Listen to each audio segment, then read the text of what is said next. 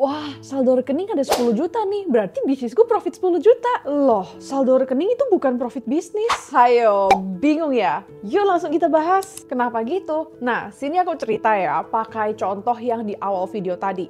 Anggap sekarang saldo rekening kamu ada 10 juta gitu. Nah, kenapa kita nggak boleh anggap ini sebagai profit bisnis? Nah, karena mungkin dia belum bayar gaji karyawan gitu. Atau mungkin supplier bahan baku belum dibayar karena memang invoice-nya belum jatuh tempo. Atau mungkin kamu ada melakukan pengeluaran bisnis yang bayarnya pakai kartu kredit dan tanggal cetaknya itu belum lewat. Mungkin saldo tersebut itu ada kumpulan profit-profit dari bulan-bulan sebelumnya. Atau mungkin si owner ada melakukan penarikan dana atau prive. Nah, that's why saldo rekening itu nggak bisa dijadikan patokan untuk profit bisnis. Kalau kamu mau tahu profit bisnismu itu berapa, itu harus dilihat di laporan laba rugi. Bahkan konsep profit sendiri itu cukup abstrak gitu ya. Kalau cash kan straightforward gitu. Kalau ada cash masuk, ya berarti dicatat. Kalau misalnya kamu ada duit keluar, ya berarti cash out gitu kan. Nah, tapi kalau profit itu agak beda gitu ya. Karena profit itu sales dikurangi HPP, dikurangi biaya operasional. Dan kadang ada duit masuk, tapi kamu belum boleh akui itu sebagai sales. Contohnya DP customer. Dan kadang ada duit keluar secara cash gitu, tapi kamu tidak perlu memotong HPP atau biaya operasional. Contohnya, kalau misalnya kamu ada beli mesin atau peralatan, karena itu hitungannya beli aset produktif. Kalau gitu, mana lebih penting, cash atau profit? Nah, sebelum aku jawab, kalau kamu suka belajar tentang keuangan atau bisnis, jangan lupa untuk like dan subscribe biar kamu nggak ketinggalan video berikutnya. Oke, cash versus profit. Singkatnya, dua-duanya penting. Tapi kalau aku hanya boleh pilih satu, aku bakal pilih cash. Kenapa? Karena bisnis yang profitnya itu nol atau bahkan rugi masih bisa bertahan meskipun nggak selamanya ya. Yang penting dia masih ada cukup cash di rekening untuk bayar biaya operasional. Tapi kalau misalnya bisnisnya ini cash di rekeningnya udah habis, atau mungkin dia terima proyek yang margin profitnya itu gede, tapi pembayarannya itu telat atau bahkan nggak dibayar, bisnis ini lebih terancam tutup. Contohnya gini, anggap kamu jualan jasa renovasi gitu ya. Nah, jualan jasa renovasi. Dan kamu butuh sekitar 1 bulan untuk bisa menyelesaikan renovasi tersebut. Dan customer baru akan bayar setelah renovasinya selesai.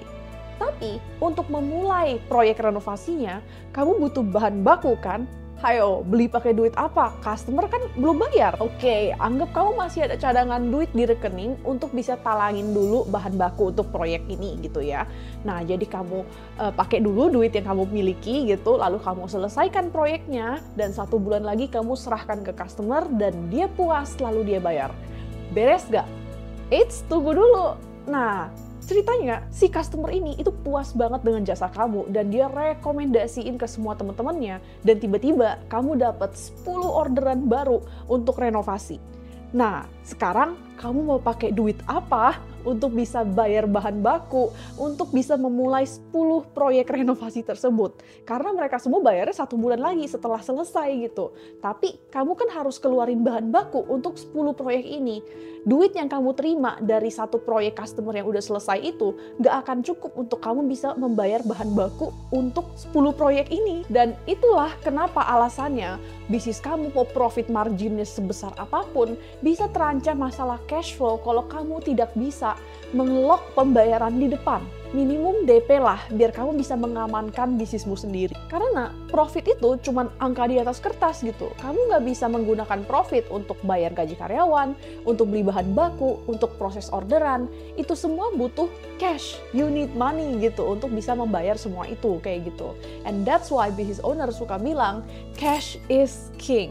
Nah, ini bukan berarti profit itu nggak penting ya. Kalau kamu mau punya bisnis yang berhasil, kamu butuh dua-duanya, cash dan profit. Nah, kalau kamu mau bisa atur duit bisnismu biar profitnya itu gede dan cash flow-nya juga lancar, hal paling pertama yang kamu harus lakukan adalah stop catat uang keluar masuk seperti ini.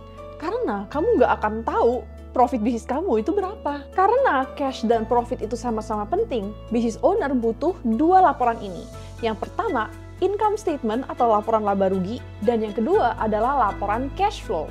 Nah, laporan income statement itu adalah laporan keuangan yang paling penting dan paling terkenal gitu ya, tampilannya kurang lebih seperti ini, dan dia menampilkan sales, HPP, dan biaya operasional, serta profit bisnis kamu.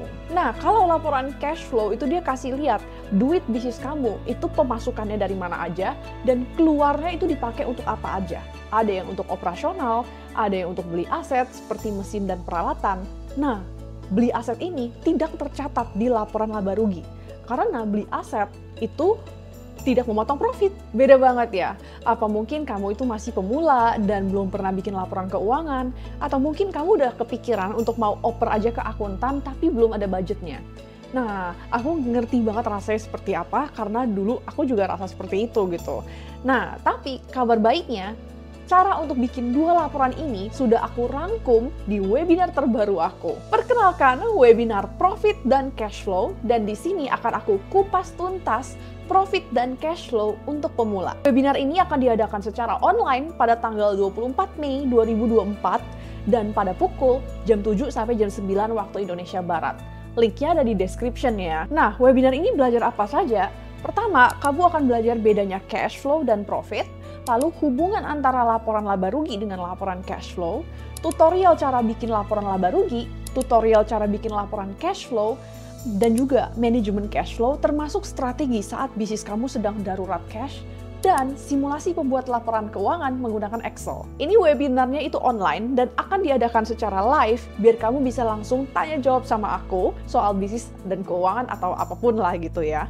Dan juga untuk 100 peserta pertama ada diskon spesial early bird. Jadi buruan langsung ikut webinarnya, linknya ada di description dan akan aku taruh di pin comments juga. Buat kamu yang udah daftar webinarnya, sampai jumpa tanggal 24 Mei nanti. Kalau kamu masih ragu-ragu juga nggak apa-apa, tapi kalau kehabisan slot, jangan nyesel ya.